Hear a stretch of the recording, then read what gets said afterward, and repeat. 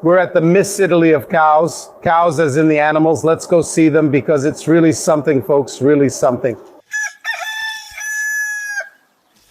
Hi farmers, I hope you're well. We're at the Verona Agricultural Fair. I'll show you around and point out some things. We'll also visit the animals. Let's start with the cows. We're at the Miss Italy of cows, the cows themselves, I mean the animals. Let's go see them because it's really something, folks, really something. Oh, I'm 2 meters tall, you know? This here is a bull. When people used to say pat the bull, even in the context of bullfighting, forget about the cross gesture and all that. But you understand that when you're faced with an animal like this, it's really an act of courage. Look at that, they're gentle animals, right? They were a huge business because people realized that having animals like this is a real strength. They gave you milk, they gave you meat, they gave you labor, things like that. They were really the forerunners of tractors. These animals are the famous Chianina, one of our best breeds. So basically now they're having beauty contests here for looks, mostly for DNA. I don't really understand much about it. There are various parameters based on DNA, shape, and so on. The appearance also tells you something about the kind of production the animal can achieve. So an animal that's built in a certain way. It's an animal that will generally be healthy, will carry certain genes, and will have specific productive traits, strength, and well-being that it will pass on to future generations. All right, we're at the Miss Italy for cows. Now I'll show you how the animals are dressed up. They get their hair done to get them ready to be shown later. First of all, if you're here, there's no smell. When the animal is well cared for, it doesn't smell. It needs to be well cared for, so animal welfare means giving the animal the best possible conditions. You can always recognize farmers by wine, salami, loud music, and animals. See, he's shaving it in such a way that the top part looks nice and properly groomed. If you want to see how the animal's back looks too, you'll see it's really impressively perfect. Look at how clean and well kept the hooves are too. These are all characteristics. Just look at the care they take in maintaining it. Of course, the animal isn't terrified. It's just that there are so many people. It's not used to seeing so many people, but it's fine. Look at the coat it has. It's perfect. Also, the way it's sheared and maintained, they make a couple of strokes here and there so that it's perfect, and then it's brushed afterward. Meanwhile, she lets herself be handled. She lets herself be pampered. Actually, there's even a bit of drool.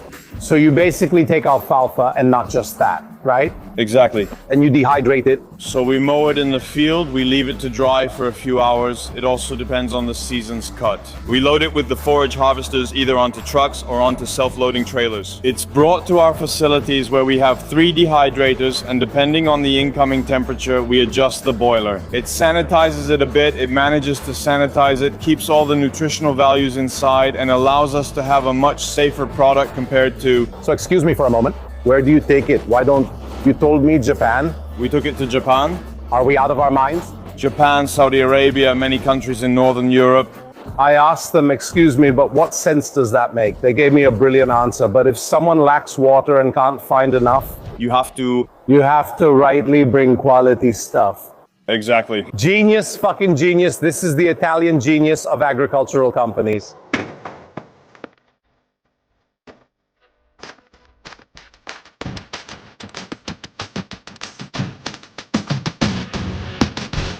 If we can, we'll try it this year because it's amazing. Everything is basically patented, super compact, 1,000 operations in the field. I mean, it's amazing.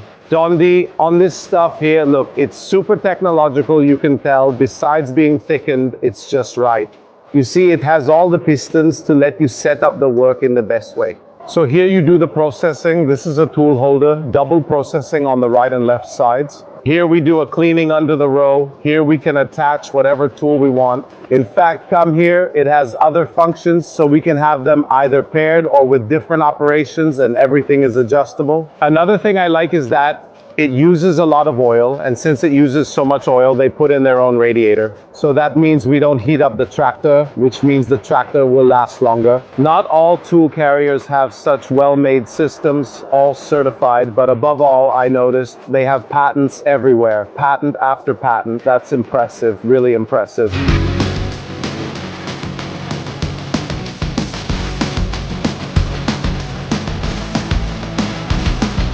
So it needs to be put to work. I had seen various live demonstrations. It performs much better. 2 meters, 2 meters. It's big, it's watertight. Keep in mind, they told me it's made entirely in Italy. I'm not giving much information yet because I want to see it in action first. But they said with this setup, it should run smoothly. Dondi is the similar one, the similar tool carrier I showed you earlier. At the back, we have a shredder, so it's for lateral under row work. Right now, this one is set up more for a vineyard, shredding underneath. It's amazing. I'll show you some videos so you can understand better.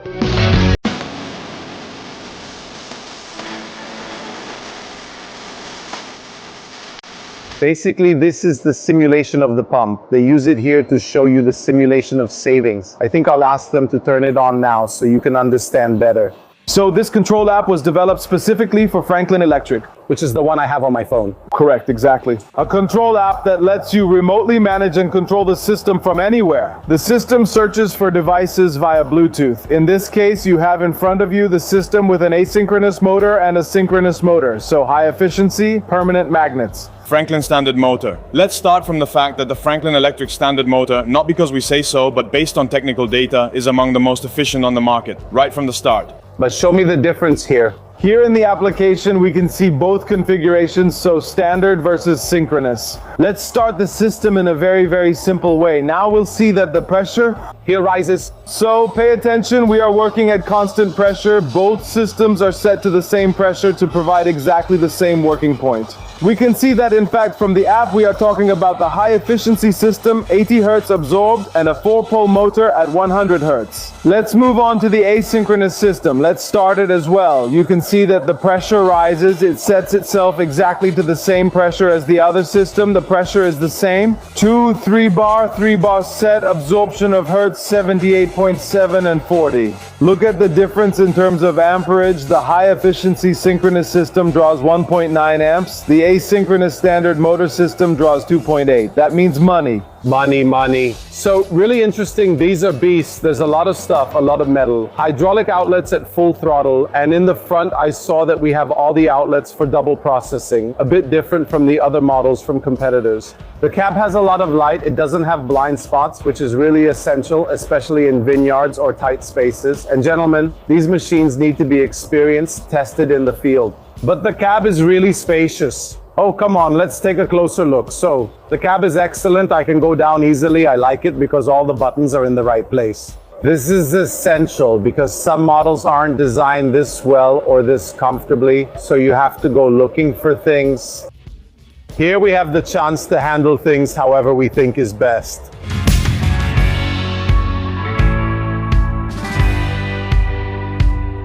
Kobo always has brilliant ideas, so come here. This is more or less a simulation of a tractor. It can be big or small. Now imagine having this sensor on the forage harvester or on the tool C here.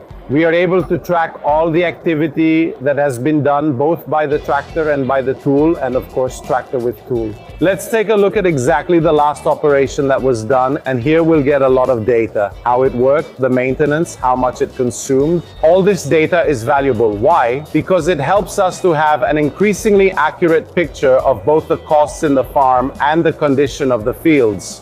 Because based on the operation we carry out, we know exactly what stage the soil is in, and we have a lot of information.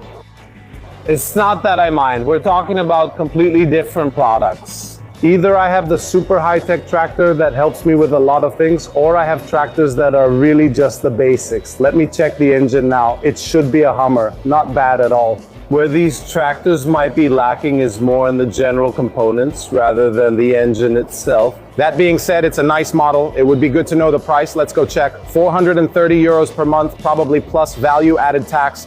I'd like to try it in the field because until I try them, I still have that doubt that nags at me, but that doesn't mean it's not good. I'd really like to try it.